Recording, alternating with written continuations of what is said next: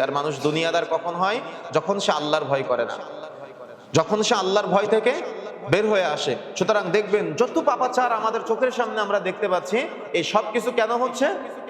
কেন হচ্ছে? আল্লাহর ভয় না থাকার কারণে, আল্লাহ ভীতি না থাকার কারণে যাবতীয় পাপাচার আমাদের সমাজে সংগঠিত হয়। সুতরাং আল্লাহর ভয়টা আমাদের ব্রেনে সব সময় রাখার চেষ্টা করতে হবে। পৃথিবীর কেউ দেখে না আপনি ফজরের সময়, দেখা যাচ্ছে যে অনেক সময় মাদ্রাসার স্টুডেন্টরা এমন করে যে অজু না করে ফজরের সময় শীতের রাত্রিতে নামাজ পড়তে চলে আসে।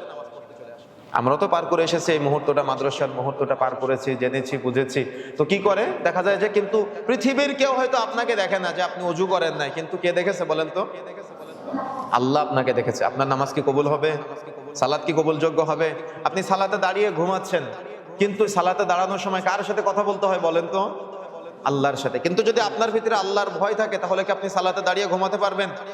তখন আপনার ভিতরে সবসময় এটা কাজ করবে যে না, আমার রব, আমার আল্লাহ তো আমাকে দেখছেন, আমার রবের সাথে আমার কথা বলতে হবে, আমার আল্লাহর সাথে আমার কথোপকথন করতে হবে। যদি আপনার ভিতরে এই চিন্তা থাকে, এই ফিকির থাকে, তাহলে কি আপনি অপরাধ করতে পারবেন?